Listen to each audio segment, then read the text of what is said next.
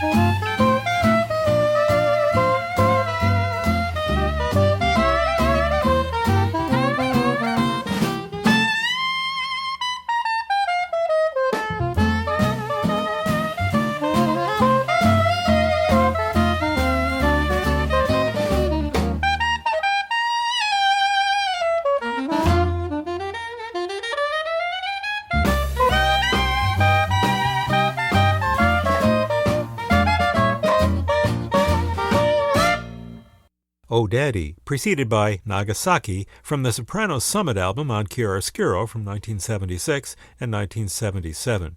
One of the distinctive features of Chiaroscuro CDs is the Jazz Speak track, in which the artists talk about their music in their own words. Here are Kenny DeVerne and Bob Wilber talking about their collaboration, starting with Kenny DeVerne. All right. I remember being plagued by Bob Wilber when I was 16 years old and went up to Boston with the ill-fated Steve Lacy Band, which had Bill Goodall on bass, and it had Eddie Fife on drums and Dick Schwartz, who later became Dick Sutton, on cornet. And I was playing baritone saxophone, and our star was Elmer Schobel, the original pianist with the New Orleans Rhythm Kings. And in the back, this huge mural on the bandstand in the back of us was of Bob Wilber, see? And he had this huge mop of curly hair, and out of the end of each curl there was a musician either falling or draped in a varying playing position, see?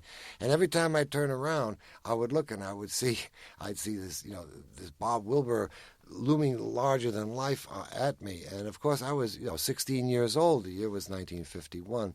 And Bob was already a star. And what happened was, he went into the Army and did different things. I did different things. And then our paths really never crossed. And then one day he broke his wrists cleaning off the gutters in his house. And when I heard this, I felt so bad that I called him up on the phone. And I didn't know the man, but I just said, gee, I'm sorry to hear about that, if there's anything I can do. You remember all that? That's right. I mean, that's the first time that we ever spoke. Right. But about that painting in the back of the bandstand, I had that specially commissioned because I knew you were going to be playing there. And it was no. That's actually I started the Savoy in 1947, so you're up there in 1951. Huh? Yeah, right. Yeah. Well, by then I'd moved on. I played at Storyville, which was George Wean's first nightclub venture in Boston. Mm-hmm. And then, as you said, I went in the Army, and our paths really didn't cross until that phone call. And then not too far along after that, we played together at the Father's Mustache down in the Village, which used to be the old Nick's, remember? Yeah. And I think you were playing just clarinet in those days, and I was playing mostly clarinet, so it was like a clarinet duel, kind of. Yeah. We did it 2 Sundays, didn't we? 2 times down there? Yeah, but I think I was just starting soprano, and I think Red Ballad, who was then running the sessions on Sunday, thought it would be sort of fun to put us together playing sopranos. Yeah. And I wasn't playing just clarinet at that time. Well, I started on soprano, of course, when I was a kid, and I studied with Sidney Bechet, and I got so kind of bugged with the idea of being totally under Bechet's wing. George Brunis, the trombonist, used to call us Bash and Shay. Mm. And so what happened was I got my draft notice to go in the Army in 1952, and so I wanted to be in an Army band, and I figured, well, I better play a tenor or an alto sax. It turned out I chose to play tenor, and I sold my soprano, which in those days was a straight soprano. I never picked up a soprano again until the early 60s. Got completely away from it until I was in one of those 48th Street music stores. I think it was Lynx and Long. And there was a curved soprano in the case. I had never even seen a curved soprano. Mm-hmm. I took it out, and he let me play. And I played one note, and I remember saying, hey, this is different than the straight. I can do something on this which is different than Sidney Bechet, Mm-hmm. And that started my second career on soprano. Mm. Well, I was... really not interested in saxophones at all. In fact, this place in Boston that we were talking about, they closed us out after a week because I was playing baritone saxophone, and just for the gig, and Steve Lacy was playing soprano, and they made us leave. We were working for Joe Glazer's office at the time, ABC Booking. Well, it's funny you say that about the saxophone because I've always felt that you're an absolutely natural saxophone player, and for instance, when we've done recreations of Ellington in the past, Kenny has played the baritone part of Harry Carney, and he gets closer to the sound that Carney got than anybody I've ever heard. And also, when we did the Bix Beiderbecke recreations, Kenny played the bass saxophone, incredibly like Adrian Rollini. Well, I remember the first time that we got together the beginnings of Soprano Summit was at one of the Dick Gibson jazz parties at the Broadmoor Hotel in Colorado Springs. And as I remember, it was the last day of the party, and people had been hearing jazz for practically 24 hours a day for 3 days. And Gibson came up to us and said, "These people are falling asleep. Why don't you two guys get up there and do a duet with the soprano saxophones, wake them up, you know." Mm. So we never even thought about this idea before. So we put together a quick head arrangement on the mooch and got up there and played this thing. We ended up on 2 high notes and thirds with the 2 sopranos. And to our amazement, people just rose up in applause, you know. 650 folks Yeah. screaming with delight. I mean, I looked at Bob and he looked at me and we looked at them in disbelief, absolute total disbelief. And it was then we realized we had something different. There was not just the fact of the 2 instruments. It was the way that we played them and the way that we locked in.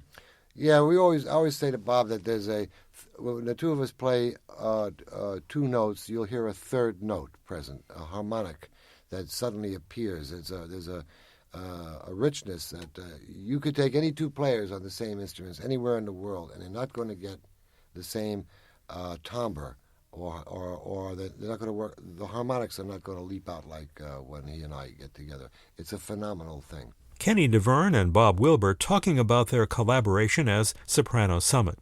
Wilbur and DeVerne reunited for a Chiaroscuro recording in 1990. By then, DeVerne was concentrating exclusively on clarinet. Here's a piece from the album Summit Reunion from 1990. The personnel consists of Dick Hyman on piano, Bucky Pizzarelli on guitar, Milt Hinton on bass, and Bobby Rosengarten on drums. Here's Summit Reunion with Lover Come Back to Me.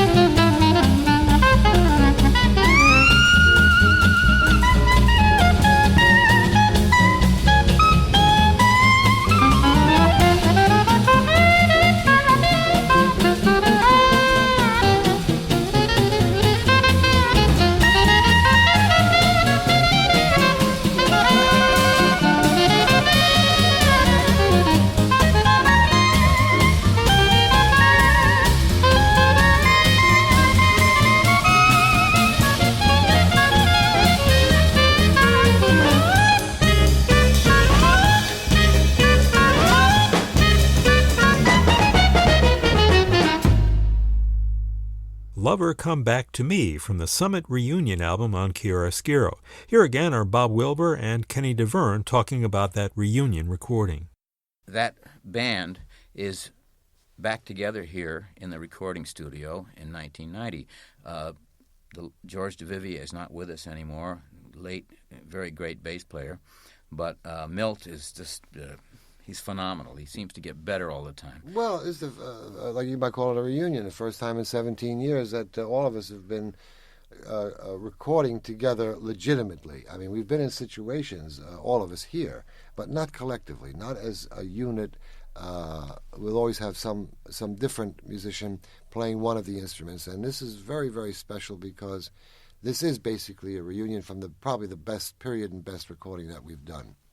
But musically, we didn't plan to make it a recreation of the old Soprano Summit because we both believe you can't go back. In fact, we did a little recreation a few months ago, we tried and we tried to recreate the early Soprano Summit in 1970, and we felt a little self-conscious and silly because we'd all gone off in different directions. We played differently now than we did then. I couldn't read the music anymore. It used to be second nature to me. In fact, we memorized all those parts. So we more or less decided on this date to make it a free-blowing session. We put down a list of maybe 25, 30 tunes that we like to play. And then we got in the studio and looked them over and said, well, let's try this one and let's do that one. And it's been a really easy date. I've enjoyed every minute of it. Bob Wilber and Kenny DeVerne talking about their collaboration. Now here's the same group from 2 years later, in 1992, recorded at the Floating Jazz Festival at sea in the Caribbean with Oh Lady Be Good.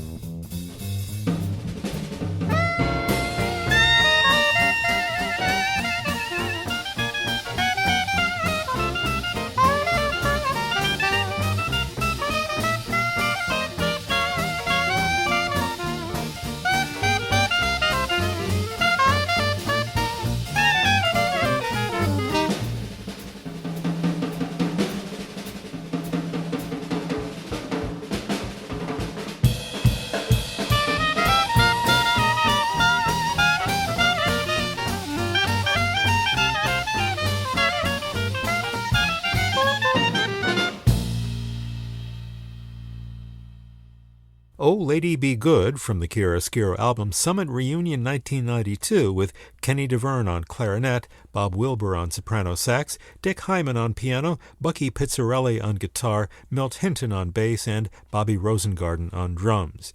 You can find the Soprano Summit and Summit Reunion albums, along with several others by Bob Wilbur and by Kenny DeVerne, along with more than 100 Chiaroscuro releases, on our website at chiaroscurojazz.org, where you can find a searchable database of the artists and music on the label, lots of other information, and more of these podcasts. The albums are available on CD, as a download, and streaming on Spotify, Apple Music, Amazon, and other popular platforms.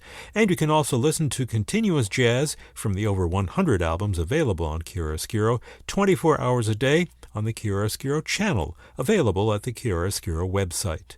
This is George Graham. Thanks for listening to this Chiaroscuro podcast, and we invite you to join us next time for more music from great jazz artists.